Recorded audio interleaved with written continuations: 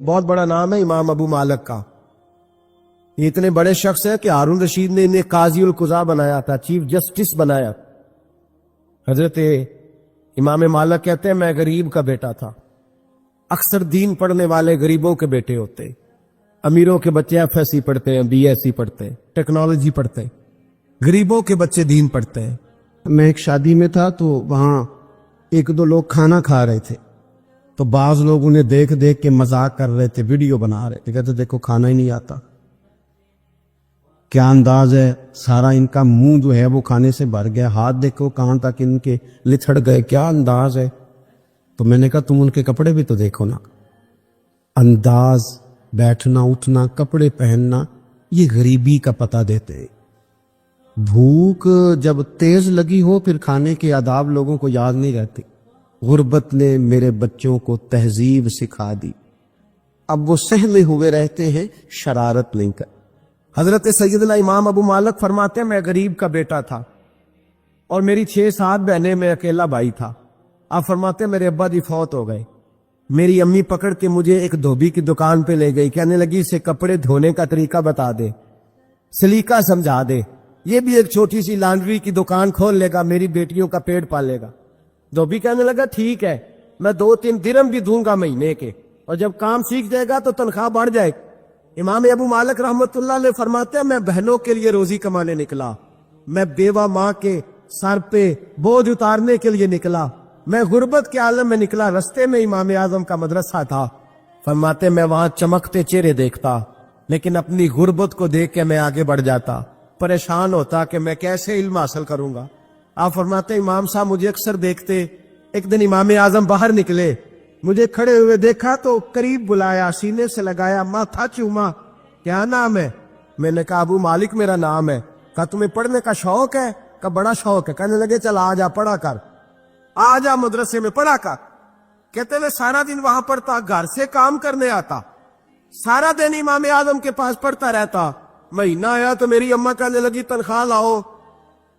मैंने कहा अम्मी जी तनख्वाह तो वो देगा जो ड्यूटी पे जाता हो, मैं तो पढ़ने जाता हूं।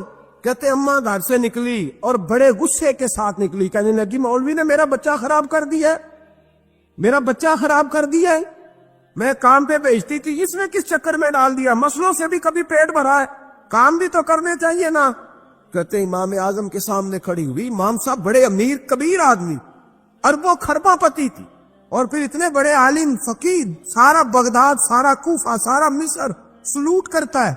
बीबी आई और तेज जुमले, औरतों का तरीका होता है। कहने लगी मौलवी तेरी सफेद दाढ़ी, तेरा इतना नाम, तुझे ख्याल ही नहीं आया मैं बेवा औरत हूं, तूने मेरा बच्चा खराब कर डाला, मेरी ये 3 बच्चियां रोटी कहां से खाएंगी, मसलों से भी कभी पेट भरा है।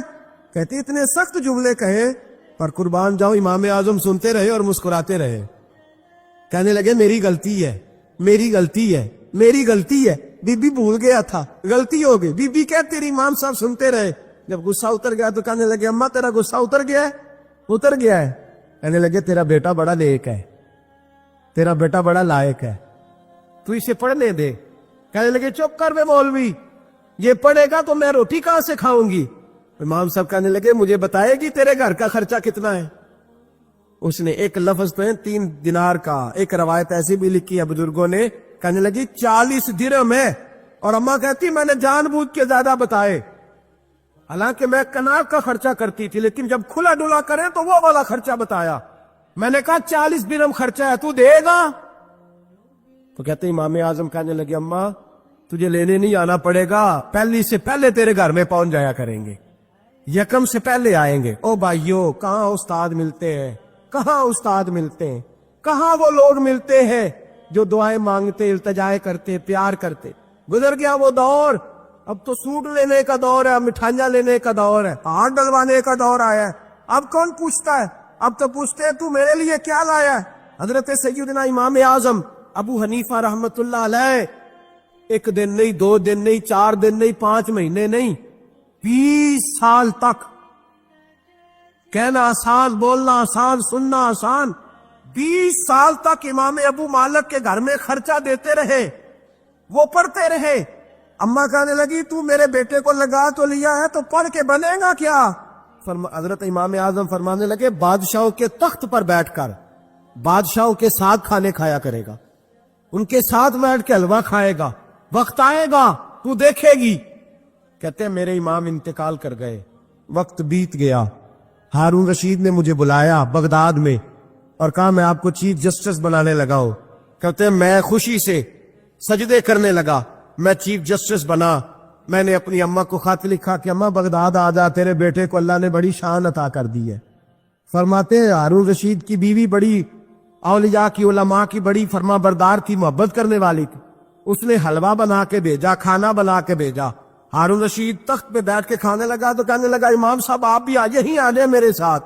کہتے ہیں ایک کونے میں وہ بیٹھ گیا، ایک میں بیٹھ گیا، بیچ میں کھانا رکھ لیا۔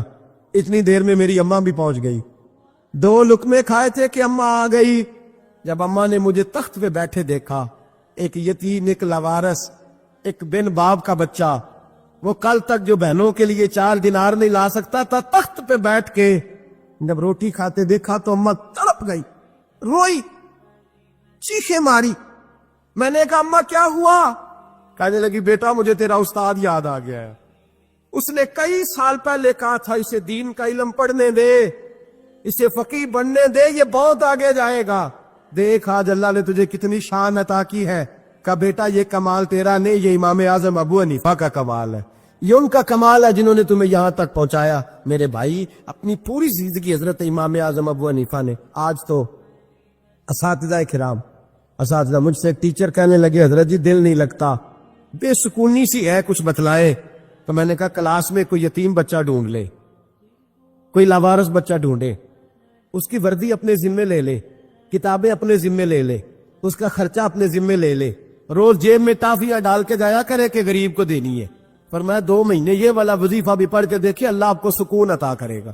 یہ بھی کہنے لگے بڑی ٹھنڈک ہوئی ہے، بڑا سکون ملا ہے، بڑی تابعداری۔ میں نے کہا آپ لفظوں سے سکون چاہتے ہیں، وہ لوگ خدمت کر کے سکون لیتے۔ اقبال کہا کرتے تھے اگر کوئی شعیب آئے میسر تو شبانی سے کلیمی 2 قدم۔ کہتے تھے دعا کرو کہ حضرت موسیٰ کلیم کو کوئی حضرت شعیب علیہ السلام جیسا مل جائے، کوئی مل جائے نا ایسا تو وہ پھر تازگی پیدا کر دیتا ہے۔ تو کچھ پرجوش امام مالک رحمت اللہ علیہ کے ایک شاگرد کہتے ہیں کہ میرے استاد جو تھے وہ بڑے پرجوش تھے، علم پڑھانے میں شوق ہوتا ہے پڑھانے کا۔ یہ کچھ لوگ جمعہ پڑھاتے ہیں تو کچھ کہتے ہیں کہ ان جمعہ آ گیا تو کی کرنا ہے۔ ہمارے شاگردوں میں بھی ایسی ہیں، رات کو پوچھتے ہیں۔ ایک سے میں نے آج سویرے پوچھا، میں نے کہا بیٹے آج تو جمعہ پڑھانا ہے کی تقریر کرنے کے اندر استاد جی ڈیسائیڈ نہیں کیتا۔ تو میں کہ بھی تو بڑا مولوی تا نے ڈیسائیڈ کیتا، میں تے 8 دن پہلے ڈیسائیڈ کر لینا کہ مجھے تو تیاری کرنی پڑتی ہے۔ بڑا علم ہوتا ہے نا لوگوں کے پاس، تو ڈیسائیڈ نہیں کرنا، بیٹھیں گے تو فر بات جاری ہو جائے گی۔ کہنے لگا نہیں وہ میں نے کہا خدا کے بندے کہتے ہو لوگ آخر میں آتے ہیں، تم بتاؤ تم تو تیاری آخر میں شروع کرتے ہو، کچھ خدا کا خوف کریں بھائی۔ ایک استاد ہوتا ہے ایک پرجوش۔ امام مالک کے شاگرد فرمانے لگے کہ ہمارے استاد پڑھانے میں بڑے باذوق تھے، ان کا جذبہ رہتا تھا پڑھانے کا، اور کتاب سے وابستہ رہتے، پڑھنا پڑھانا، مسائل دریافت کرنا، یہ شعبہ ہے نا جی ہمارا۔ جس طرح آپ جس شعبے سے وابستہ ہیں تو اگر آپ اس کو چھوڑ دیں گے نا، فزکس کا استاد بھی کہتا ہے کہ اگر رات کو میں خود پڑھوں گا نہیں تو سویرے پڑھا نہیں سکوں گا۔ تو اگر آپ وابستہ نہ رہتے اپنے شعبے کے ساتھ، نئی نئی چیزیں پیدا ہوتی ہیں، جدت آتی ہے، تو آپ جوش ہی نہیں ہے اس شعبے کا، تو پھر بات کیسے آگے بڑھے گی؟ تو کہتے ہیں امام مالک بڑے جب بیمار ہو گئے شدید، تو شاگرد کہتے ہیں میں تیمارداری کرنے گیا، تو میں نے جب دیکھا تو مجھے چہرہ دیکھ کے سمجھ آئی کہ امام مالک کا آخری وقت ہے، بڑے کمزور ہو گئے، اور معدے میں اور پیٹ میں اتنی تکلیف تھی کہ انہیں دودھ پلایا جا رہا تھا چمچ کے ساتھ، پیالے کے ساتھ، صرف دودھ پی سکتے تھے، کمزور ہو گئے۔ فرماتے میں جا کے بیٹھا، زندگی میں کبھی ایسا نہیں ہوا تھا کہ میں جاؤں اور امام صاحب کسی دینی مسئلے پر مجھ پر گفتگو نہ کریں، لیکن آج میرے دل میں خیال تھا کہ اب تو اس وقت تو ہوش ہی نہیں رہتی کوئی آدمی، لیکن کہتے ہیں میں جا کے بیٹھے تھا کہ امام صاحب نے آنکھیں کھولی، فرمایا ماشاءاللہ آپ آئے ہیں، چلو یار میں ابھی کوئی بندہ ہی تلاش کر رہا تھا، ایک مسئلے پہ بات کرنی تھی۔ کہتے ہیں لفظ نہیں پورے ادا ہوتے، ان کے جملے ٹوٹتے ہیں، بیچارے کمزور ہو گئے، بڑھاپا ہے، ایک مسئلے پر بات کرنی تھی۔ تو فرماتے ہیں کہ میرا دل نہ اتنا نرم ہوا کہ میرے آنسو بہ گئے۔ میں نے کہا اس حال میں بھی استاد جی آپ کو دین کی فکر ہے؟ کہنے لگے یار ایک آدمی نے مسئلہ پوچھا ہے تو اس کو حل کر کے دینا ہے، یہ رسول اللہ کا دین ہے، علماء کی ذمہ داری ہے آسان کر کے لوگوں تک پہنچائیں، ہر آدمی اس تک رکھ تو میں نے وہ دینا ہے، یہ میری وفا ہے اپنے مذہب کے ساتھ، آخری دم تک دینا. میں اپنی حیاتی تو قربان تھی وہاں، میری محمد تو کیندے گزر گئی. یہ کرنا ہے کام، لوگوں کو آسان کر کے دین پہنچانا ہے. فرماتے ہیں کہ میں نے کہا استاد جی فرمائیں. کہنے لگے یار یہ حج کے موقع پر جو رمی جمار ہوتی ہے، جمرے کو شیطان کو کنکر مارے جاتے ہیں، پوچھنا یہ ہے کہ دونوں طرح سے سنت ہے، پیدل بھی مار سکتے ہیں، سواری پہ بھی. تو یہ بتا کہ پیدل افضل ہے یا سواری پہ افضل ہے؟ تو کہتے ہیں میں نے کہا استاد جی میرا خیال ہے پیدل افضل ہے، لوگوں کو تکلیف کم ہوگی. تو کہنے لگے نہیں تو نے غلط کہا ہے، کھانا نہیں کھایا جا رہا، لیکن اب استاد ہیں تو جوش کتنا ہے. فرمانے لگے تو نے غلط کہا. کہتے ہیں میں نے کہا پھر استاد جی سواری پہ افضل ہے اگر پیدل افضل نہیں. کہنے لگے نہیں تو نے پھر بھی غلط ہی کہا ہے. کہتے ہیں میں نے کہا حضور دونوں طرح غلط ہے تو صحیح کیسے ہے؟ فرمانے لگے بیٹے اگر اس بڑھاپے میں بھی میں مسئلہ بتانے میں تیزی نہیں کرتا، تحقیق کرتا ہوں، تو نے جوانی میں تیزی کرنی شروع کر دی ہے. سوچے نہیں بات کو، فٹافٹ بیان کر دی کہ اگر یہ نہیں تو یہ. حکمت والا ہے کو سمجھنا پڑتا ہے، حکمت کے ساتھ پھیلتا ہے. کہتے میں نے کہا استاد جی حکم کریں پھر آپ بتائیں کیسے افضل ہے. فرمانے لگے مستحب ہے، اچھا عمل ہے کہ ایک شیطان کو کنکر مار کے تو دعا مانگی جائے، اور اتنی دیر مانگی جائے جتنی دیر میں انسان 20 آیات قرآن پاک کی پڑھ لیتا ہے. اور یہ مستحب عمل ہے، یعنی کرے تو ثواب ہے، نہ کرے تو گناہ نہیں. مستحب ہے کہ دوسرے کو کنکر مار کے پھر دعا مانگی جائے، تیسرے کو کنکر مار کے کھڑے نہیں ہونا، دعا مانگتے مانگتے چلے جائے.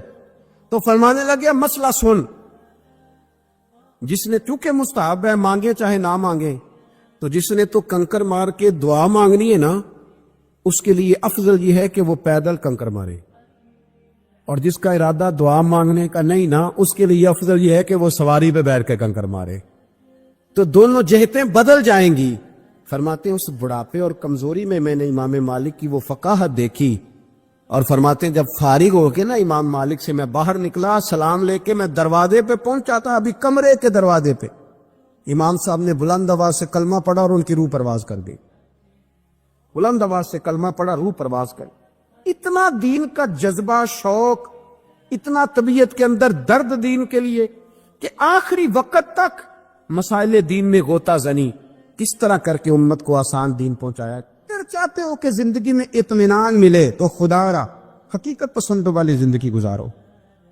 یہ فضاؤں میں زندہ رہنا، ہواؤں میں اللہ بڑا معاف کرنے والا ہے، اللہ بڑا کریم ہے، معاف کر دے گا. تو بھئی یہ بات صحابہ کو بھی پتا تھی، یہ اہل بیت کو بھی خبر تھی، تو وہ تو ایک ایک بات کا لحاظ کرتے تھے.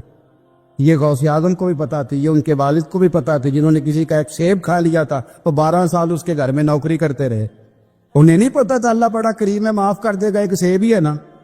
تو حقیقت پسندی آپ کو سکون دے گی.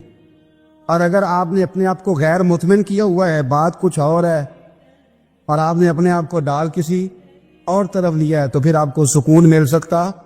سکون حقیقت پسندی میں، اصل میں سکون ہوتا ہے، اداکاری میں سکون نہیں ہوتا. تیسری بات سنیں، اگر آپ چاہتے ہیں زندگی میں مطمئن رہیں تو دنیا داروں سے امیدیں توڑ دیں،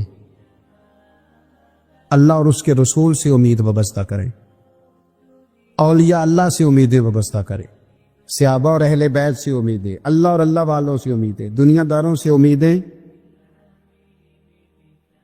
آپ کو پتا ہے دنیا دار کی تباہی کب ہوتی ہے؟ جب انہیں خوش آمدی مل جاتا. چودھری کا بیڑا اس وقت غرق ہوتا ہے جب اسے چودھری کہنے والے زیادہ ہو جاتے ہیں. سیٹھ صاحب اور نواب صاحب بیچارے تباہ تب ہوتے ہیں بھولے پل میں، جب ان کے دائیں بائیں ریلا ہوتا ہے سیٹھ صاحب کہنے کا. لوگ انہیں کھانا چاہتے ہیں، پیار ان کا نہیں ہوتا، ان کی جیب کا ہوتا ہے. محبت ان سے نہیں ہوتی، ان کی کرسی سے ہوتی ہے. ضروریات کا پیار ہوتا ہے، تباہ کر دیا جاتا ہے. ہماری ساری توقعات دنیا داروں سے وابستہ ہو گئی ہیں. ناراض نہ ہونا، پیروں نے، مولویوں نے، درویشوں نے، انہوں نے بھی سیٹ رکھے ہوئے جلسوں کی صدارت کرانے کے لیے. یعنی مذہبی جلسہ ہے، اس میں بہت زبردست پڑھے لکھے صاحب تقوی عالم کا خطاب ہے، اور کی صدارت وہ بندہ کر رہا ہے جس نے عشاء کی نماز بھی نہیں پڑھی. وہ بندہ صدارت کر رہا ہے، کیوں؟ اس لیے کہ اس نے 1,00,000 روپیہ دیا ہے محفل میں. خدا را دنیا داروں سے امیدیں چھوڑ دے ورنہ آپ کمزور پڑ گئے, آپ کی امیدیں ٹوٹیں گی. کتنا کمزور ہے وہ شخص جو 2-4 ہزار کے لیے کسی بندے کی چاپلوسی کرتا ہے, اس کے پیچھے بھاگتا ہے, خوش آمدیں کرتا ہے تھوڑے سے نوٹوں کے لیے. دکھ سکھ میں کام آئے گا اس کام کے لیے. میرے رسول کریم علیہ السلام نے فرمایا, جس نے بندوں کو راضی کرتے کرتے رب کو ناراض کر دیا اس کی دنیا بھی گئی اور آخرت بھی گئی. اور فرمایا جس نے بندوں کی پرواہ نہیں کی اللہ کو راضی کیا, فرمایا اگر رب راضی ہو گیا تو لوگوں کے دلوں میں بھی محبت پیدا فرما دے گا. کیا ضرورت ہے خوشامد کرنا دنیا داروں کی, سیٹوں کی, نوابوں کی, چاپلو. اور میں آپ کو ایک بات بتاؤں, ہوتا پتہ کیا ہے, یہ جو حب جا اور حب با ہوتی ہے نا, اس سے پیٹ نہیں بھرتا. آپ کو اگر خوشامد کرنی ہے تو پھر آپ کو ساری زندگی کرنی ہے. پھر ان کو بھی پتا ہوتا ہے کہ تعلق کس بنیاد پر ہے, اس میں کبھی بھی خلوص پیدا نہیں ہوتا. آپ بے چین رہتے ہیں, بے قرار رہتے ہیں, آپ کو تکلیف رہتی ہے ہمیشہ. کبھی بھی دنیا داروں سے امیدیں وابستہ نہ کریں. ایک بات سنیں بڑی شاندار, امام غزالی نے لکھی ہے. امام غزالی فرماتے ہیں کہ ہارون رشید نہ حج کر کے واپس آیا بغداد میں, تو کونے میں حضرت بہلول دانا بیٹھے تھے. رش بہت تھا, مجمع بڑا تھا. حضرت بہلول دانا بھی سڑک کے کنارے بیٹھے تھے, تو سپاہی کہنے لگے یہاں سے اٹھ جاؤ. فرمانے لگے ہارون رشید کی زمین نہیں, زمین میرے رب کی ہے, میں کیوں اٹھوں. وہ قریب سے گزرا تو سلام لی, تو آپ نے اس کا پروٹوکول دیکھا تو فرمانے لگے ہارون رشید تجھ سے تگڑے تگڑے موٹے موٹے پروٹوکول میں نے لوگوں کے دیکھے ہیں, اور یہ جو تیرے دائیں بائیں آج تیرے نعرے لگا رہے ہیں یہ پہلے ان لوگوں کے نعرے لگایا کرتے. اور تھوڑا وقت گزرنے دے, جو تیرے بعد آئے گا نا یہ سارے پھر ان کے نعرے بھی لگائیں گے. تو جھوٹ کی دنیا میں زندہ ہے, ان سے تو نے امیدیں وابستہ کی ہیں, یہ کل اس کے نعرے لگائیں. اس کے دل پہ بڑا اثر ہوا, گھوڑے سے اتر آیا, آگے کہنے لگا حضور آپ نے مجھے بڑی اچھی نصیحت کی ہے, میرا دل بڑا ٹھنڈا ہوا ہے. میں نے سنا ہے آپ مقروض ہیں, کچھ لوگوں کا قرض, تو مجھے کوئی حکم ہی کر دے. آپ ہنسنے لگے, فرمانے لگے یار تو بڑا ہی بیوقوف ہے, بڑا ہی بیوقوف ہے. تو میں تجھے نصیحت کر رہا ہوں, تو مجھے الجھا رہا ہے. حضور کوئی حکم کر دیں. کیا خوبصورت انداز ہے رب کریم کے بندوں کا. حضرت بہلول دانا فرمانے لگے تیرا رب کون ہے؟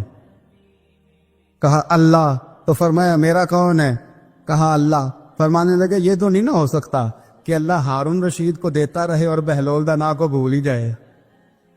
یہ تو نہیں نہ ہو سکتا کہ ہارون رشید کو دیتا رہے اور بہلول دانا کو بھول جائے. فرمایا اس کا دل, اس کا ارادہ ہوا, ارادہ قدرت ہوا کہ بہلول مقروض رہنا چاہیے, تو اگر رب مجھے رکھنا چاہتا ہے دکھ قبول محمد بخشا راضی رہن پیارے, اگر وہ چاہتا ہے میں مقروض رہوں تو میں بھی چاہتا ہوں کہ میں مقروض ہی رہوں. یہ تو نہیں نہ ہو سکتا کہ تجھے دے اور مجھے نہ دے. فرمایا میری تجھ سے کوئی امید نہیں, مجھے جب بھی دے گا میرا رب بھی دے گا, اور وہ دے گا تو پھر انشاءاللہ خزانے کھول کے دے گا. دنیا داروں سے امیدیں وابستہ کرنا, لوگوں کے پیچھے, یہ چھوڑ دیں. آپ بے چین رہیں, بے قرار رہیں. اللہ والوں سے ضرور امیدیں وابستہ کریں, اس لیے کہ ان کے پاس جو کچھ ہوتا ہے وہ دراصل رب کا ہی ہوتا ہے. لیکن سیٹھوں سے, نوابوں سے, سیاستدانوں سے باز آ جائے. ہماری بڑی امیدیں وابستہ ہیں. میں اکثر کہتا ہوں جتنے پھیرے نوکری کے لیے دنیا دار کے دروازے پہ لگائے ہیں نا, اس سے کم دفعہ مسجد میں نفل پڑے ہوتے تو رب اتنی بڑی مہربانی فرما دیتا. عبداللہ بن مبارک فرماتے فرض حج کر لیا, نفل کرنے جا رہا تھا, 300 دینار پاس تھے. میں پہنچ گیا کوفے تک, وہاں سے جا کر کے کچھ سامان خریدنا تھا, احرام خریدنا تھا, ضرورت کی چیزیں. دوست بھی ساتھ تھے. کہتے ہیں یار میرے جلدی تھک گئے, خریداری کر کے وہ چلے گئے. میں شام تک رکا, بڑا تھک گیا تو سوچا اتنی لمبی چوڑی خریداری کی ہے تو جھیل تھی پاس, میں نے کہا وہاں جا کے ذرا ٹھنڈی ہوا لیتا ہوں. کہتے میں اس طرف گیا, رات کا اندھیرا تھا, مری ہوئی بھینس پڑی تھی. یہ کچھ 700-800 سال پہلے کی بات عرض کر لو. کہتے ہیں مری ہوئی بھینس پڑی تھی. ایک عورت کالے برقعے میں نقاب پوش آئی اور اس بی بی نے مری ہوئی بھینس کا خنجر سے گوشت کاٹا, تھیلے میں ڈالا اور دوڑی. کہتے ہیں میرے ذہن کے اندر خیال آیا کہ بی بی کوئی ہوٹل چلاتی ہے اور مردہ جانور کا گوشت لوگوں کو کھلاتی ہے. ویسے تو جاسوسی منع ہے, اس نیت سے کہ مسلمانوں کو بچاؤں اس کے پیچھے ہو لیا. کہتے وہ گلیاں گزرتی گزرتی کوفے کی تنگ گلی میں گئی، ایک بڑا سا دروازہ لکڑی کا، بڑا پھاٹک جو پرانے شہروں میں ہوتے، کہتے اس بڑے پھاٹک پر اس نے زور زور سے دستک دی، دونوں ہاتھوں سے دروازہ کھلا، وہ عورت اندر داخل ہوئی تو 3-4 بچیاں جھٹ سے اس کے گرد کٹھی ہو گئی، اماں کچھ لائی ہو؟ تو رونے لگی، کہنے لگی میں کچھ نہیں لا سکی، کہنے لگی یہ مردہ جانور کا گوشت ہے، اور حضور نے فرمایا جب مرنے لگو تو مردار کھا کے بھی جان بچا لو، اب میں دیکھتی ہوں تم سے کھڑا نہیں ہوا جاتا، نہ کھاؤ گی تو گر پڑو، یہ مردہ ہی ہے پکا لو۔ کہتے اگلے لفظ اس عورت نے کہے تو میں باہر کھڑا چیخنے لگا، وہ کہنے لگی ہم سید زادیہ ہے، صدقہ زکات کھا نہیں سکتی، اور سب روگاں دا روگ محمد، جس دا نام غریبی، کنڈ ولا کے لنگ جاندے سب دوست یار قریبی، سید ہے، صدقہ زکات یہ مردار کھا کے گزارا کرو۔ کہتے ہیں پھر اس عورت نے چاروں بیٹیوں کو سینے سے لگایا، کہنے لگی تمہارا باپ زندہ ہوتا تو یہ دن نہ، سید بھی اور یتیم بھی اور مسکین بھی۔ پھر وہ روئیں، حضرت عبداللہ بن مبارک کہتے ہیں زور زور سے دروازے پہ دستک دی، بی بی باہر آئی، کون ہے؟ تو میں نے کہا میں عبداللہ بن مبارک ہوں، محدث ہوں، زمانہ مجھے جانتا ہے، میرے شاگردوں کی لسٹ بڑی لمبی ہے۔ کہنے لگی اچھا تو؟ کہنے لگا یہ 300 دینار ہے، تو مہربانی کرے تو رکھ لے، چلے اپنا کام کرے، ہم جانے ہمارا۔ کہتے میں نے زمین پہ گھٹنے ٹیک کے نا تو سید زادی کے آگے ہاتھ باندھ دیے، میں نے کہا میں نوکر ہوں، تم اولاد ہو، میں خادم ہوں، تم نسل ہو، مہربانی کرو، مہربانی میرے اوپر مہربانی، پیسے رکھ لو۔ کہتے ہیں میں نے وہ پیسے دیے، میں واپس لوٹا، یار کہنے لگے چل، میں نے کہا نہیں میں نے نہیں آج کرنا۔ کہنے لگے کوئی نیا پلاٹ لینے کا پروگرام بن گیا، کوئی نئی انویسٹمنٹ، لوگ تانے دیتے ہیں نا، پر جے کر یار دے نام دا ملے میڑا، ان چولی پا لئیے پنجے سٹیے نا، جے کر یار دے نام دی ملے سولی، چھوٹا چھوٹ لئیے پچھاٹیے نا۔ کہتے ہیں میں نے کہا یار جیسے تمہاری مرضی سمجھ لو، یہ میرا راز ہے، میں بتاتا نہیں۔ فرماتے لوگ حج کرنے چلے گئے، میں وطن آ گیا، 6 ماہ کے بعد قافلے لوٹے، جاگ کے سننا ذرا بات، میرے نبی نے فرمایا تو میرے امتی کی پریشانی دور کر، اللہ کامل حج کا ثواب دے گا۔ فرمایا میرے حبیب علیہ السلام کی امتی حضرت عبداللہ بن مبارک فرماتے میں آیا حج کر کے، حاجی آئے تو میں بڑی حسرت کے ساتھ، میں گھر میں روتا تھا، سوچتا تھا آج وہ مینا میں ہوں گے، آج وہ مزدلفہ عرفات میں ہوں گے، آج وہ لوگ جمرات